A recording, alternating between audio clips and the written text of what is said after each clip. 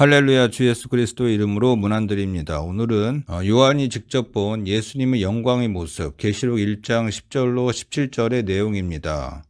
7 금토대 사이를 다니시는 예수님에 대한 내용과 요한이 본 주 예수님의 영광에 대한 말씀을 전하려고 합니다. 제가 요새 개인적인 사정으로 영상을 못 만들었는데 주님 재림하시는 직전까지 할 수 있는 한 하나님의 뜻에 합한 내용을 올리려고 하니 기도 부탁드립니다. 마귀 사탄이 가장 싫어하고 적극적으로 방해하는 일들 중 하나가 마지막 때에 예수님의 재림 심판에 관한 내용일 것입니다. 성경에서 가장 중요한 결론부인 요한계시록에 대한 내용과 현재 일들과 관련된 성경의 내용에 대해 계속 전할 예정입니다. 그 이유는 95% 이상 우리나라 교회 목사들은 지금 이 시대가 얼마나 예수님의 재림에 가까워졌는지를 전하지를 않습니다. 과연 목사 자격이 있는 자들인지 의심이 들 때가 한두 번이 아닙니다. 마태복음 24장 44절에 지혜롭고 충직한 종이 되어 그 집 맡은 자에게 때에 맞는 말씀을 먹이는 종에게 복이 있을 것이요, 그렇지 않고 주님이 재림은 한참 뒤이니 일단 힘든 세상적인 일에 집중된 메시지를 전하는 종은 악한 종이라 하시며, 그런 종은 51절에 지옥에 가게 된다고 말씀하고 계십니다. 요즘은 선을 악하다 하고 악을 선하다 하고 하는 시대입니다. 미국과 유럽의 주류 매체들은 그들에게 돈을 지원하는 악한 자들이 원하는 기사만 내보내고, 편향된 서구 언론을 그대로 베끼는 한국 언론, 또한 미국을 실제로 뒤에서 움직이는 악한 세력들이 추구하는 어젠더, 예를 들어 낙태, LGBT, 전염병 등을 통한 악한 계획 등이 미국과 전 세계적으로 진행되고 있다고 믿습니다. 최근에 미국 은행들이 몇 개가 망하고 곧 경기 침체로 들어갈 것이란 보도가 심심치 않게 나왔는데, 어제 제가 본 외신을 말씀드리면 독일은 2분기 연속 마이너스 성장을 해서 침체기로 들어갔다고 말하는 것을 보았습니다. 프로는 전대미문의 경제공황, 1973년도에 데이비드 윌커슨 목사님께서 미리 예언해 놓으신 우리 모든 삶의 방식이 바뀌는 그런 경제 공황이 전 세계적으로 곧 피부로 와닿게 될 것입니다. 이미 그런 일들이 아르헨티나나 베네수엘라, 또 캄보디아, 파키스탄 같은 나라에서 일어나고 있습니다. 이러한 일들은 남의 나라 일이 아니고 곧 미국과 우리나라에게도 곧 닥치게 될 일이라고 믿습니다. 이런 일들은 1, 2년 전부터 미국에 있는 하나님과 교통이 있는 검증된 예언자들이 기독교 사이트나 444 뉴스 등등에서 예언된 대로 그대로 이루어지고 있습니다. 요새 올라오는 메시지들은 거의 예외 없이 전쟁 혼란 상태가 미국에 생길 것이라는 것에 대한 글들이 계속 올라오고 있습니다. 이럴 때일수록 주 예수님을 진실되게 믿는 성도들은 두려움만 주는 세상의 흉흉한 소식에 흔들리지 마시고 모든 것을 주관하시고 다스리시며 우리 목자 되시는 예수님의 인도와 임재 가운데에서 평안하시기를 바랍니다. 예수님의 임재 안에 거하려면 매일 규칙적인 말씀 묵상과 상당 시간의 기도 시간이 꼭 확보되어야 한다고 믿습니다. 어떤 분들은 주일 교회에서 설교 듣고 잠깐 기도하고 평일에는 주님을 찾지도 않으면서 식사기도 잠깐 하는 것을 기도한다고 여기는 분들도 있는데, 그건 착각입니다. 하루에 구별된 정해진 시간을 떼어서 주님께 드리지 않는다면 주님의 인도를 받는다는 것은 불가능합니다. 각 사람의 영적인 상태에 따라 약간의 차이가 있겠지만 최소 30분에서 1시간 이상 기도 시간 및 말씀을 읽고 깊이 하나님의 뜻을 구하는 시간이 확보되어야 주님의 인도를 받을 수 있다고 믿습니다. 오늘 말씀은 요한계시록 1장 9절에서 17절 말씀입니다. 의미가 무엇일까를 깊이 생각하시며 묵상하시기 바랍니다. 나 요한은 너희 형제요 예수의 환난과 나라와 참음에 동참하는 자라. 하나님의 말씀과 예수를 증언하였으므로 말미암아 밤모라 하는 섬에 있었더니, 10절 주의 날에 내가 성령에 감동되어 내 뒤에서 나는 나팔소리 같은 큰 음성을 들으니, 11절 이르되 내가 보는 것을 두루마리에 써서 에베소, 서머나, 버가모, 도아디라, 사데, 빌라델비아, 라우디기아 등 7 교회에 보내라 하시기로, 12절 몸을 돌이켜 나에게 말한 음성을 알아보려고 돌이킬 때 7 금텟대를 보았는데, 13절 촛대 사이에 인자 같은 이가 발에 끌리는 옷을 입고 가슴에 금띠를 띠고, 14절 그의 머리와 털의 희기가 흰 양털 같고 눈 같으며 그의 눈은 불꽃 같고, 15절 그의 발은 풀무불에 단련한 빛난 주석 같고 그의 음성은 많은 물소리와 같으며, 16절 그의 오른손에는 7별이 있고 그의 입에서 좌우에 날선 검이 나오고 그 얼굴은 해가 힘있게 비치는 것 같더라. 17절 내가 볼 때에 그의 발 아래에 엎드러져 죽은 자같이 되매 그가 오른손을 내게 얹고 이르시되 두려워하지 말라. 나는 처음이요 마지막이니 곧 살아있는 자라. 내가 전에 죽었었노라. 볼지어다 내가 세세토록 살아있어 사망과 음부의 열쇠를 가졌노니 그러므로 내 본 것과 지금 있는 일과 장차 될 일을 기록하라. 20절 내가 본 것은 내 오른손에 7별의 비밀과 또 7 금촛대라. 7별은 7 교회의 사자요 7 촛대는 7 교회니라 말씀하고 있습니다. 오늘 말씀은 요한계시록 1장 9절로 16절까지 요한이 본 예수님의 영광의 모습에 대해서 전하겠습니다.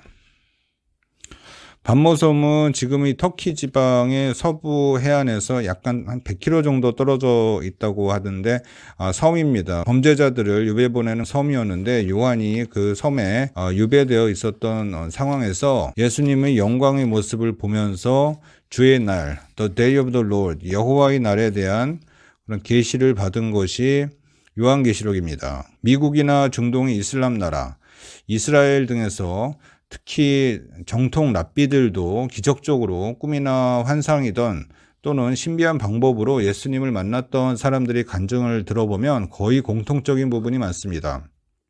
구름에 둘러싸여 있으시거나 빛으로 둘러싸여 있으신 예수님께서 말씀하시는 것을 체험한 사람들도 많고 예수님의 눈을 본 사람들은 거의 예외 없이 사랑과 인자와 긍휼로 가득한 모습을 가지고 계시다고 표현합니다. 긍휼의 원어적인 의미는 자궁 안에 있는 태아를 향한 엄마의 사랑을 나타낸다고 합니다. 하나님의 사랑은 또 헤세드 사랑입니다. 언약 안에 있는 사랑이지 언약 밖에 있는 사람을 무조건 사랑하는 그런 사랑이 아닙니다. 우리 믿는 자들과 하나님과의 관계는 예수님의 피로 체결된 언약 관계입니다.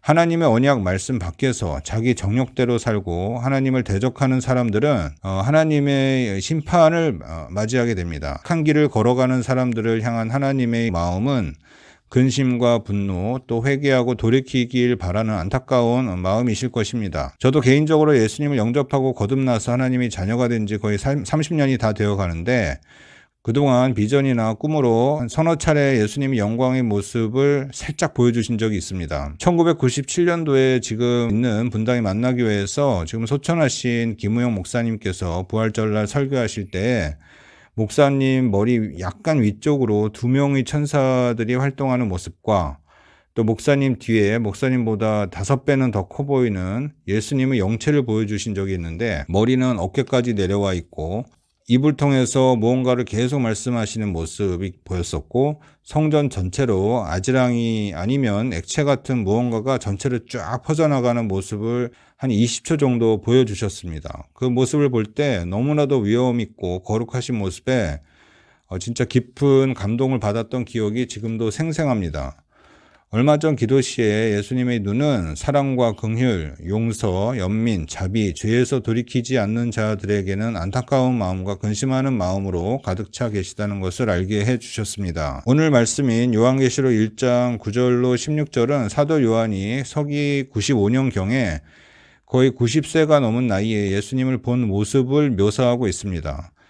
우리도 예수님의 모습을 어떤 방법으로든 본다면 너무 기쁘고 행복할 것이고 세상이 줄 수 없는 평강을 느낄 것으로 믿습니다. 요한은 그럼 과연 어떤 분이었기 때문에 이런 영광을 체험하셨는지 한번 알아보겠습니다. 먼저 왜 예수님은 요한에게 마지막 때에 대한 일들, 인류 역사의 끝에 대한 일들을 주셨을까요? 헬라어로는 아포칼립스라고 하는데 이 레빌레이션, 이 요한계시록, 계시록을 주셨을까요?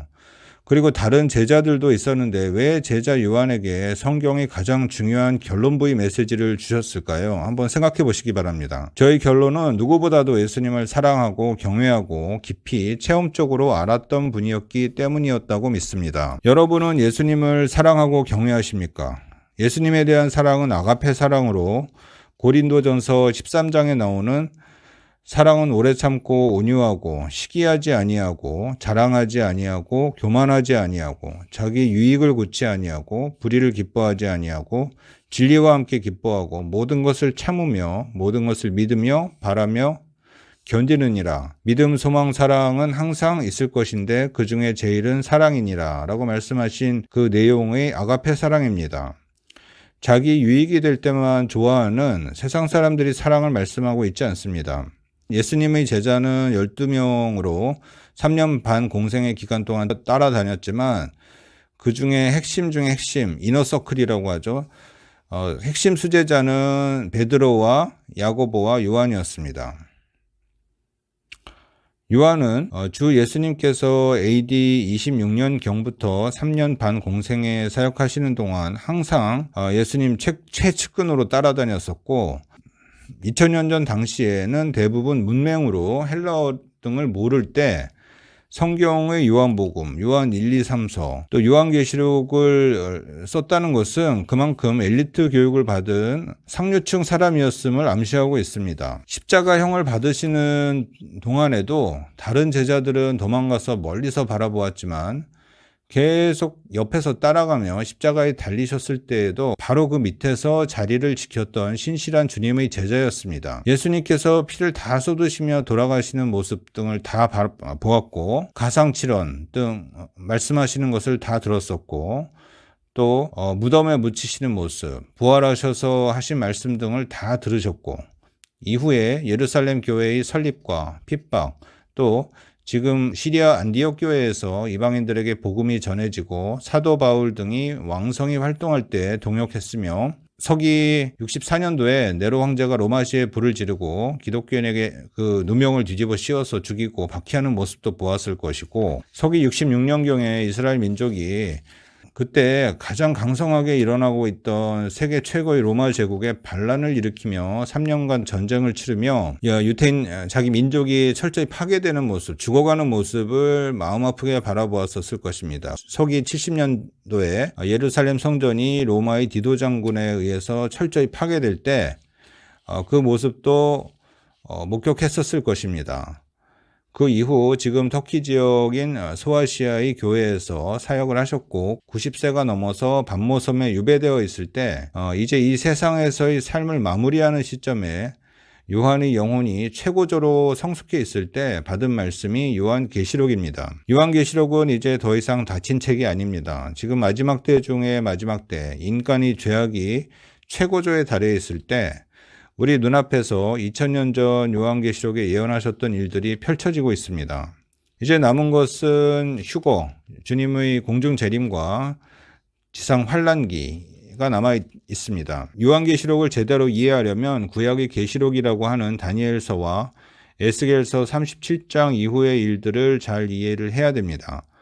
에스겔서 37장에 묘사된 마른 뼈 같았던 그 이스라엘 민족이 하나의 국가로 다시 세워지는 8년도 이후의 일들과 지금 곡과 마곡으로 표현된 러시아가 결국 우크라이나를 점령한 후에 폴란드, 유럽 등을 차례로 점령해 나갈 것 같은데 이후에 이란과 아랍 나라들과 연합해서 이스라엘로 침략해 오는 에스겔서 38장, 39장, 또 스가랴서 12장에서 14장 일들이 지금 시작이 되었습니다. 곧 일어나게 될 것입니다.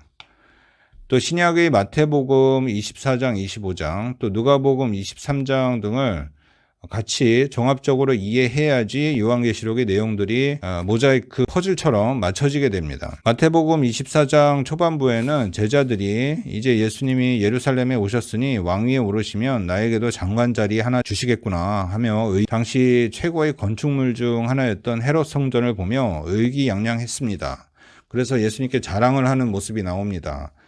헤롯은 에돔 사람으로 유대인도 아닙니다. 그 헤롯이 그 성전을 지은 이유는 자기가 통치하고 있어 통치자였기 때문에 유대인의 환심을 얻고자 세운 것이지 그 사람이 하나님의 영광을 위해서 그렇게 웅장한 성전을 지은 것이 아닙니다. 그러니까 지금으로 비유하면 은행 돈을 빌려서 화려하게 건축물을 지은 것과 같이 이방인이 지은 것입니다. 제자들이 예수님께 이 성전 건물들을 보세요. 얼마나 화려하고 웅장합니까? 라고 말한 그 의도는 우리가 택함받은 선민나라답죠. 대단하죠. 라고 이렇게 자랑을 했습니다. 그럴 때 예수님께서 찬물을 끼얹는 대답을 하십니다. 이 성전 철저히 무너져 라고 말씀하십니다. 당시 유대인의 자존심은 웅장한 성전과 율법 토라, 모세오경이었습니다. 두 가지였습니다. 성전과 율법의 유대인의 정신적인 그런 지주였습니다.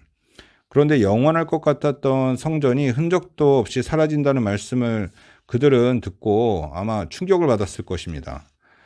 그러나 요한은 성전이 파괴되는 시점인 서기 70년대에도 살아 있었기 때문에 로마의 디도 장군에 의해서 철저히 파괴되는 모습을 보면서 40여 년 전에 고난주간 화요일에 예수님께서 야 너희들 이 성전 돌 위에 돌 하나도 남지 않고 무너질 거다라고 한 예언을 기억하였을 것입니다. 그리고 그 말뜻을 이해하였을 것입니다.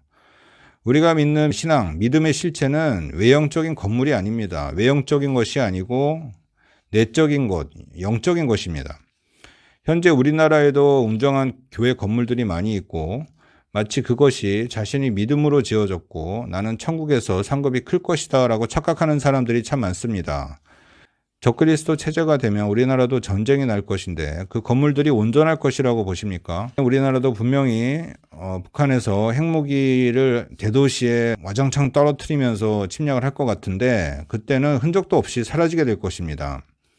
현재 웅장한 우리나라 교회의 건물들은 무리한 대출을 일으켜서 은행 돈으로 지은 것이 대부분입니다. 기독교가 금지되는 적그리스도 체제가 되면 폐쇄가 될 텐데 지금의 중세 때 화려했던 유럽의 성당들처럼 비참한 운명을 맞이하게 될 것입니다. 요한이 외딴 섬인 반모섬에 유배되어 다른 죄수들과 같이 있을 때 주일날에 성령 안에서 있었다라고 표현합니다. 주일날은 주일로도 볼 수 있지만 구약의 여호와의 날, The Day of the Lord, 여호와의 심판의 날로 보는 것이 더 합당합니다. 요한은 성령님 안에서 하나님을 예배하다가 여호와의 날에 이루어지는 일을 계시받게 된 것이었습니다. 등 뒤에서 나는 나팔소리 같은 음성을 보려고 돌아볼 때 그때 인류의 대제사장으로 5년 전인 서기 30년 전에 십자가에서 피를 다 쏟으시고 죽으시고 부활하시고 승천하셔서 하늘과 땅의 모든 권세를 가지시고 지금까지 또 앞으로 영원토록 다스리시는 왕, 영광의 하나님, 영광의 예수님을 본 것이고 또 온 인류의 대제사장으로 지난 2000년 동안 교회 사이를 돌아다니시면서 감찰하시면서 7 금초대 사이를 걸어다니시는 주 예수님을 보신 것입니다. 당시 사도 요한이 95세 정도로 추정하는 분도 있던데 그 당시 사도 요한의 소원은 무엇이었을까요? 세상의 영광을 뒤로 한 채 평생 주님께서 걸으셨던 십자가의 길을 자기 부인의 길을 걸으시며 세상적으로 가진 것은 없었지만 오직 주님의 영광만을 사모하고 기대하고 바랐을 것입니다. 그리고 곧 천국 가서 하나님과 영원히 함께할 것을 즐거워하며 찬양하는 삶을 사셨을 것이라고 믿습니다. 예수님의 재림은 1, 2년 안에라도 있을 수도 있고 또 약간 지체되면 5년이나 10년 뒤라도 오실 수 있는데 주님에겐 1, 2년 또는 10년이라는 세월은 없는 것이나 마찬가지입니다. 천년을 하루같이 여기시고 시간과 공간을 초월해 계시기 때문에 주님의 관점에선 2, 3년이나 10년이나 별 차이가 없습니다. 예수님께서 공생의 시절부터 가장 사랑하셨던 제자였던 요한에게 왜 금초대 사이를 거니시는 예수님의 모습을 보이신 것일까요? 이 금초대는 교회를 말합니다. 골로새서 1장 18절에 예수님은 교회의 머리시고 교회는 그의 몸이라는 말씀에서 교회의 참뜻은 크고 화려한 외형적인 건물이 아니라 에클레시아, 부르심을 받은 자들의 모임이란 뜻입니다. 요한이 본 모습은 교회의 성도를 의미하는 7 금초대 사이를 거니시는 모습을 본 것입니다.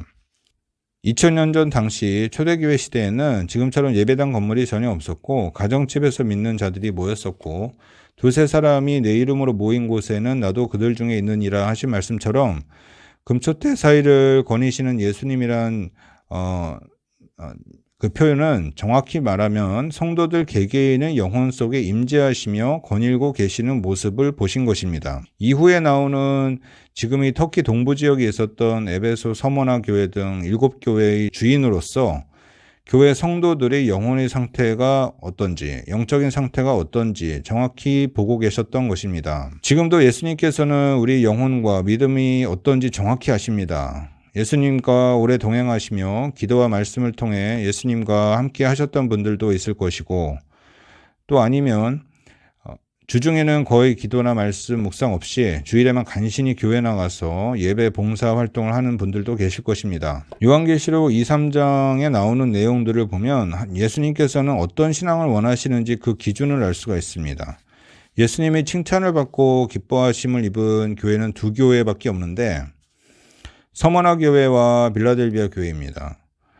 물론 다른 5교회에도 그 안에도 신실하게 예수님을 섬기고 예수님의 인정을 받은 분들이 극소수가 있었습니다. 그러나 특별히 칭찬만 받고 꾸중을 받지 않은, 회개하라라는 말씀을 하시지 않은 교회는 서머나 교회와 빌라델비아 교회입니다. 둘 다 작고 힘없고 또 세상적으로 보기엔 초라해 보였지만 주님께서 보시기엔 부요한 교회였습니다. 반대로 나머지 5교회에게는 회개를 촉구하시며 회개하지 않으면 없앤다, 심판하신다는 말씀을 하셨습니다. 이렇게 예수님의 책망을 받은 교회는 그 당시에도 세상과 타협하고 크고 돈 많고 외형적으로는 그럴듯해 보이는 교회였습니다. 앞으로 2000년간 있을 교회와 성도들의 모습을 미리 아시고 보신 것이며 예수님 재림 직전인 지금도 동일한 기준으로 우리 믿는 성도들을 보신다고 믿습니다. 예수님께서 보시는 것은 우리 영혼, 마음의 중심이지 외모나 건물, 세상적인 소유를 보시지 않습니다. 건물은 화려하고 크고 웅장해도 예수님께서 계시지 않은 교회나 성도가 우리나라에 너무나도 많이 있습니다. 유럽의 중세시대 때 멋있고 화려했던 웅장했던 카톨릭 교회들은 지금 어떻게 되었습니까? 교인들은 없어지고 이슬람 사원으로 팔리거나 술집으로 이용되거나 다른 용도로 사용되고 있고, 유럽은 전체적으로 볼 때 Godless Society, 하나님을 부인하는 상태가 되었습니다. 요한계시록에 나온 7 금첫대의 참 의미에 대해서 생각을 해봅니다. 흔히 성령님이라고 얘기하기도 하고 교회의 상징이다라고 하는데 자세히 알려면 출애굽기 후반에 나오는 성막을 알아야 이해가 됩니다. 출애굽기를 볼 때 13장 이후 홍해 도화 사건을 주로 말씀을 하고 설교를 하시는데 사실 출애굽기의 핵심은 9장 24장에 나오는 하나님과의 언약 체결, 하나님께서 율법을 수여하시는 장면과 그 율법을 지킬 수 없는 원죄를 가진 인간이 죄를 용서받고 하나님과 관계를 회복하고 하나님 앞에 나아갈 수 있는 방법을 알려주는 그런 성막 제도를 주신 것이 포커스입니다. 율법과 성막이 출애굽기의 포커스라고 믿습니다. 다시 말해서 예수님의 피 언약을 상징하는 6월절 어린 양의 피를 통한 마귀가 지배하는 세상을 벗어나서 하나님의 율법을 통한 언약과 또 율법을 어겼을 때, 죄를 지었을 때 죄의 용서함을 받고 하나님 앞에 다시 나아갈 수 있는 방법을 다룬 성막 제도가 출애굽기 내용의 핵심입니다. 성막 안에는 바깥들이 있고 또 성소와 지성소가 있습니다. 성소 안에는 햇빛이 들어올 수 없게 4겹의 커튼 모양으로의 가죽으로 덮여져 있고 그 안은 깜깜합니다. 누가복음 1장을 보면 세례 요한의 아버지인 사가랴가 레위인으로서 자기 순번이 돌아왔을 때 성소 안에서 루틴으로 해야 되는 일들을 하다가 가브리엘 천사를 만나는 모습이 나옵니다. 이 성소 안에서 불을 밝히는 것이 금촛대, 메노라입니다. 성소 안은 4겹의 그런 가죽으로 덮여 있기 때문에 깜깜합니다. 이 메노라, 금촛대가 없으면은 깜깜해서 아무것도 안 보이고 아무것도 할 수가 없습니다. 이 메노라, 또 성령님을 상징하고 표현을 하는데 순금으로 만들어져 있고 24시간 불이 켜져 있도록 기름도 계속 보충하고 심지도 다듬어야 되고 그래야 성소 안에 기도를 상징하는 향단과 예수님의 말씀을 상징하는 진설병상을 계속 비출 수 있기 때문에 계속적인 성소 안에서의 하나님을 섬기는 일들이 가능하게 됩니다. 이 부분을 이해해야 금촛대의 의미를 알 수가 있습니다. 고린도전서 3장 16절에 너희가 하나님의 성전인 것과 하나님의 성령이 너희 안에 거하시는 것을 알지 못하느뇨 라는 말씀처럼 교회의 참 의미인 에클레시아, 부르심을 받은 무리들인 우리 각 사람이 사실은 성전, 교회인 것이고 우리 영혼 안에 성령님께서 임재하고 계시고 요한이 보았던 금촛대 사이를 거닐고 계신 예수님이란 표현은 우리 영혼에 임재하시고 거닐고 계시는 예수님으로 이해를 할 수가 있습니다. 성령님의 불이 계속 켜져 있는 상태가 되어야 말씀의 상징인 진설병, 기도를 상징하는 향단의 분향 등의 신앙 행위가 가능한 것입니다. 성령님의 인도를 받는 사람이 하나님의 사람, 하나님의 자녀이지 성령님의 인도를 받지 않는, 성령님이 불이 꺼져 있는 사람은 하나님의 사람이라고 볼 수가 없습니다. 여러분은 어떤 교회의 그 건물에 가야만 예수님께서 계신다고 생각하십니까? 그렇다면 만약 그 교회 자체가 죄악으로 인해서 예수님께서 떠나신 상태가 되었다면 예수님은 안 계신 건가요? 영적으로 보면 예수님께서 가장 중요시 여기시는 그 임재의 장소는 이 세상에서 등불, 촛대로 세우신 진정으로 거듭난 하나님의 자녀, 마음속, 영혼 속입니다. 그 속에 예수님이 계신다고 믿습니다. 우리가 이 세상을 살면서 생사고락을 겪을 때 항상 함께 하시는 임마누엘이 좋으신 하나님이심을 믿습니다. 레위 지파 소속 일반 제사장들이 교대로 성소 안에 불이 꺼지지 않도록 기름을 채워놓고 심지를 다듬고 진설병을 일주일에 한 번씩 교체하며 향단의 향을 지속적으로 보충하는 일을 했습니다. 금초 때는 성령님을 의미하고 또 성령님의 조명하에 생명의 말씀인 진설병을 먹고 기도의 향을 계속적으로 피워야 함을 의미합니다. 세속적인 교회의 목사들이 설교들을 들어보면 매일 매순간 주님의 말씀과 기도 안에 사는 법은 거의 가르치지 않고 한 주간 동안 힘들게 살았던 교인들을 위로해주는 메시지가 대부분입니다. 저도 믿음 생활한 지 한 30년이 거의 다 되어 가는데 그동안 매일 규칙적인 기도 생활과 말씀 묵상을 통해서 또 하나님 메시지를 규칙적으로 받을 때도 있었고 또 신앙적으로 게을러지고 세상 일이 바빠져서 매일 기도 말씀 생활을 못할 때도 있었습니다. 돌이켜보면 기도 생활과 말씀을 매일 규칙적으로 묵상하고 적응하는 훈련이 안 되었을 때에는 하나님의 뜻을 벗어나 있을 때가 대부분이었습니다. 10여 년 전에 개인적으로 큰 어려움을 겪고 나서 매일 기도와 말씀으로 하나님 앞에 나가는 훈련이 어느 정도 된 후에는 이제는 하나님의 뜻이 예전보다 더 잘 분별이 되고 이렇게 안 하면 영혼이 서서히 죽는다는 것을 알기 때문에 매일 주님 앞에 무릎을 꿇을 수밖에 없습니다. 그때마다 또 새로운 은혜와 말씀과 힘과 빛을 주시는 것을 체험합니다. 생명의 근원이신 예수님 앞에 우리는 계속적으로 생명을 공급받아야지 그렇지 않고 그 공급선이 끊기면 마치 전기선이 끊기는 것처럼 하나님으로부터 오는 좋은 것들을 받을 수 없습니다. 너희가 세상에서 떡으로만 살 것이 아니요 하나님의 말씀으로 이 세상을 살 것이니라는 말씀이 이 말씀인 것 같습니다. 식물이 계속 햇빛을 받아야 되는 것처럼 우리도 계속 하나님의 임재 가운데로 나가야 된다고 믿습니다. 주의 말씀은 내 발의 등이요 내 길의 빛이니이다 라는 말씀처럼 요즘 같은 악한 시대 또 하나님의 심판이 지금 풀어지고 있는 시대에는 매일 기도 시간을 많이 늘리고 말씀 묵상 시간도 늘려서 개인적으로 주님을 만나는 시간을 늘려야 미혹당하거나 타락하지 않고 끝까지 믿음 생활을 유지할 수 있다고 생각합니다. 주님께서는 전지전능하시고 무소부재하시기 때문에 서기 30년의 십자가의 죽으심과 부활 승천하셔서 하늘과 땅의 모든 권세를 받으시고 하나님 보좌 우편에서 피조물들을 다스리는 일을 하신 후부터 요한에게 나타난 서기 95년 당시뿐만 아니라 또 그 이후 2000여 년간 모든 인류, 특히 믿는다고 했던 사람들의 영혼을 거니시며 살피시고 계셨고 지금도 그렇고 또 앞으로도 그러실 것입니다.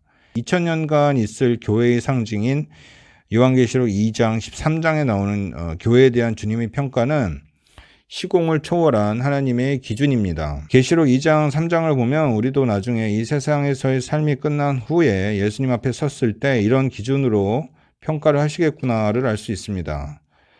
저는 유튜브에서 제시카 목사님의 설교를 종종 듣는데 그분도 남은 여생을 살면서 무엇에 가치를 두고 살아야 하는지 성경의 가치관에 딱 맞게 설교하신다고 믿습니다. 다음은 하나님의 영광에 대해서 말씀드립니다. 영광이란 말뜻은 우리말 사전을 찾아보면 두 가지로 나옵니다. 첫 번째가 빛나고 아름다운 영예, 두 번째가 기독교 천주교에서 하나님이나 그리스도에 대한 감사 찬양 이렇게 나옵니다. 약간 애매하고 정확한 의미 전달이 안 됩니다. 언어는 문화권에서 형성된 것이기 때문에 우리나라 말은 성경 단어의 의미를 파악하는데 확실한 한계가 있다는 것을 인정하지 않을 수 없습니다. 그래서 원어적인 의미를 아는 것이 참 도움이 되는데 히브리어 원어적인 의미로는 영광은 카보드라고 합니다. 그 카보드라는 말 뜻은 무겁고 중후하다라는 의미라고 합니다. 요한이 젊은 20대였을 때 성육신하신 예수님을 3년 반 동안 따라다니면서 보았는데 서기 30년 십자가 사건 부활하신 후에 예수님을 또 40일간 잠깐 보다가 65년이 지난 서기 95년도에 밤모섬에서 또다시 예수님의 모습을 실제로 본 것입니다. 이때 예수님의 모습은 하늘과 땅의 모든 권세를 가지시고 다스리시는 왕이셨고 또 인류의 대제사장으로서 십자가의 피제사 사역을 마치신 후에 하늘의 영광 중에 계신 예수님을 직접 본 것입니다.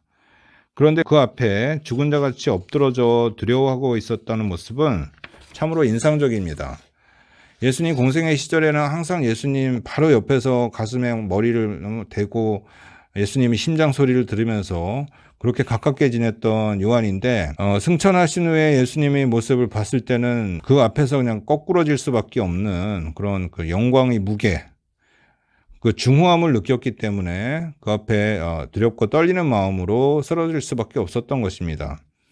구약에서 하나님의 영광을 보았던 선지자인 이사야, 다니엘 같은 분들도 동일한 반응을 보였습니다. 죄성을 가진 인간이 하나님을 뵐 때는 감당이 안 되는 것입니다. 이런 모습을 종합해 볼 때 승천하셔서 지금 영광의 왕으로서 계신 예수님을 뵙게 되면 그 앞에 완전히 엎드러져서 죽은 자 같이 되는 것 같습니다. 예수님의 영광은 육체를 가진 인간이 감당할 수 없는 파워와 중압감이 있는 것 같습니다. 또 성경에 예수님의 영광을 보았던 분들 중에는 아브라함, 모세, 이사야, 다니엘, 예스겔 등이 있습니다. 우리는 곧 천국에 들어가면 예수님을 보게 됩니다. 고린도 후서 12장에 보면 사도 바울이 서기 41년경에 3층 천 하늘에 가서 천국을 체험하며 예수님을 보았을 것입니다. 신앙적인 체험이나 꿈이나 비전 가운데 예수님을 본 사람들도 지금 점점 더 많이 생겨나고 있습니다. 사도 요한이 예수님을 만나는 장면을 보면서 우리가 알아야 할 것이 몇 가지가 있습니다. 첫째로 예수님은 살아계셔서 우리에게 말씀하시는 분이라는 것입니다. 두 번째로 예수님은 7교회로 표현되어 있지만 교회의 일원인 우리 모든 사정을 다 알고 통찰하고 계시고 우리를 인도하고 계신다는 것입니다.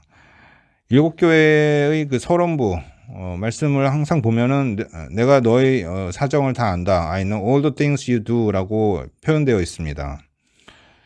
예수님은 전지전능하시기 때문에 그 마음의 동기, 왜 했는지, 언제 무엇을 했는지 정확히 아시고 그 결과까지도 아십니다. 셋째로 예수님께서는 그 종들인 우리에게 장차 어떤 일이 있을 것인가에 대해서 미리 말씀하시고 대비하길 원하신다는 것입니다. 네 번째로 시작이 있으면 끝이 있듯이 이 세상은 하나님께서 시작과 끝을 정해놓으셨습니다. 시간과 공간도 피조물입니다.